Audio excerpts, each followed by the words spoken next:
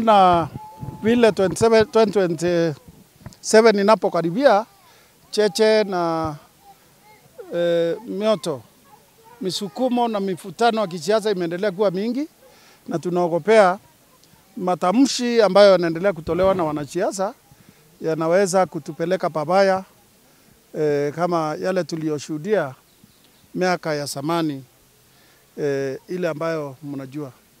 Watu wakianza kuongea kikabila, kuchochea watu kikabila, kuleta chuki ya kusema watu wa eneo fulani wasifanye siasa yao, wasiuse sera zao sehemu fulani, hiyo itachochea chuki, itachochea ukabila, na inaweza kusababisha ukabila na chuki. Nchi ya Kenya kama vile tulivyo sasa, watu wametangamana kwa upana na ukubwa na urefu, kusema ya kwamba hakuna sehemu ya Kenya hii utaenda ukose Mjaluo, hakuna sehemu ya Kenya hii utaenda ukose Mkikuyu au Mmeru, hakuna sehemu ya Kenya hii utaenda ukose Mborona. Wakenya wametangamana vizuri. Kwa hivyo wanasiasa wanapoongea wasiongee kama watu ambao hawako katika hii dunia, kuelewa ya kwamba watu wameoana, watu wanafanya biashara ya pamoja, na watu hawajui mipaka ya ukabila. Ile ingine ni sisi pia kuwa tunaombea viongozi wetu, kuombea hata president wetu, kuombea hata mdogo wake, kuombea hata serikali, kwa sababu nchi yetu ya Kenya ni nchi ambayo inamwogopa Mungu.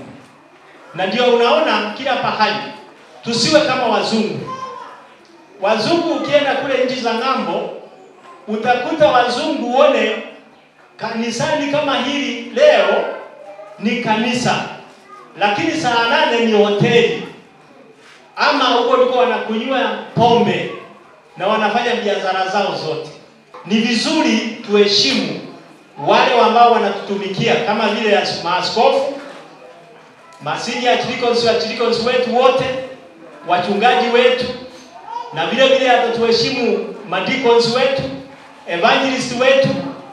Tuheshimu hata wale wamechaguliwa katika vyama mbalimbali, kwa sababu hao ndio wale viongozi ambao tumewapatia kazi.